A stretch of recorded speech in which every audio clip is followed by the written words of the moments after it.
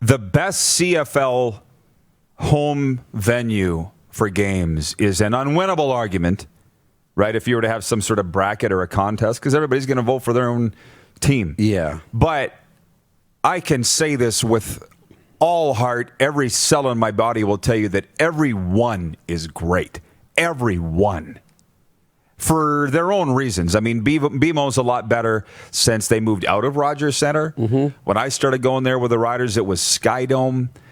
But, well, just think of this for a second. I made a thermos of coffee. It was $19.99. It was Sky Dome at the time, and the Riders were staying in the Sky Dome Hotel. And the morning of the game, I just took my thermos of coffee, and I went through everywhere. I went through everywhere. You've seen me work, right? Talk my way past security. It's like an episode of Animal Kingdom. You know what I mean? Talking my way in. Yes. So I saw every... Where do you think I get it from? Every nook and cranny of Sky Dome I saw. Now, the game kicked off, and there were 13,000 people there. That part sucked. But to have been a child of the 80s and then the early 90s Blue Jays, to see that was really cool. Mm-hmm. But now moving to BMO, where you got the vision of downtown in the background. You're on the shores of Lake Ontario. It doesn't get much better, and people think that, people always laugh at the Argos, and it's like, it's not laughable, man. Go. If they could ever fill that place, which I do believe they will, and they're on the right track with pinball, I don't doubt. But Hamilton, obviously great. It's the centerpiece of the city. Yep. They're the number one game in town. McGill and Montreal is as good as anywhere when it's rocking. When it's rocking. Yeah. But I've called games in Olympic Stadium too, and they're awesome. But the problem was there weren't 60,000 people there. Although I've been there for a Grey Cup, highest attended Grey Cup of all time, and that was cool. Wow. And I haven't even got to the West yet. And I'll say something about Winnipeg. I was thinking about this the other day, and how I find it real cute that the people in Winnipeg, some people in Winnipeg, have really become fans of this show. Sending gear in, for goodness sakes. The Blue Bombers texted me the other day and said, nice shirt. Right? Yeah. This is what I respect about Winnipeg, and why I this Calgary thing, us getting along, may never work. You go into Winnipeg as the visitor, it's 97% blue in the stadium. They will stab you right in the front. We don't like you. We don't want you here. We're going to make your whole day miserable, and you're going to know it, and we're going to kick your ass and send you home. And a lot of times they did. But I respected the hell out of that because they were honest. Not where Calgary, it's like, come on in. How's it going? Been a long time. What's new? Blah, blah, blah, blah, blah. And then when you turn, just be real. I respect that about Winnipeg. Yeah.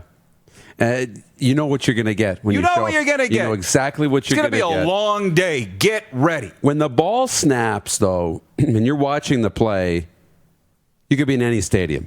It's football. And it's awesome. But it's all the stadium, when you're between plays, like you said, in Toronto, can see downtown. And your experience is not just, in the stadium on game day either. I mean, in Saskatchewan, it used to be walking up. We used to have, people in their backyards with hot dogs, selling hot dogs and Smokies on the street. You got the great tailgate parties now that we've got, 2 really good tailgate parties everybody can enjoy. Toronto, you get to be around downtown Toronto and experience all of those things. In Calgary, they have more real tailgating where fans have tents up and you make the lap around the stadium. So they're all different in their own way, and they all have a unique experience. And that's why it's cool to go to different places. Same thing in the NFL. I mean, Nashville was great, but it completely different than, when I went to Oakland to watch them play. Completely different from Houston, and they're all good. They're all good. Exactly. Yeah. Lauren Goldenberg's watching from Pennsylvania. He says Rogers Centre was a great place for football when it was filled. 2012 Grey Cup, 1991 Argos home opener with a Rocket. It's about the fans. No fans, no intensity, for sure. And Robert Kazakov says, is Gaynor unbanned in Calgary? Oh, is that a hell of a story? And who do you think started that whole thing? I remember I used to have a desk at Taylor Field. That's how much time I spent there and how much work I did there. So I remember Gaynor was standing right beside me. Is the statute of limitations gone? And I'll make this fast. But Gaynor was standing beside me. I'm trying to remember how this worked. And he pulled out his phone and he just showed me a text that he had that he was not going to be welcome in Calgary for the playoff game upcoming. Right. And I said, do you mind if I publicize this? Go ahead. Because Gaynor doesn't talk, right? Go ahead. Shrugged, yeah. So all of a sudden, I don't know if I put it on Twitter. I might have put it on my website, or somehow I got the word out there. And you remember it, right? Oh, yeah. To use a Henry Burris team, it was a term. It was a shabakaling. How dare you not invite? How you tell our mascot that he's not invited? It became such a huge story that I remember sitting in the lunchroom at the radio station, looking up at the television, and CTV Newsnet, CBC News Channel, they were all talking about Gaynor banned from McMahon Stadium. And I'm just like, my God, how fast this has taken off.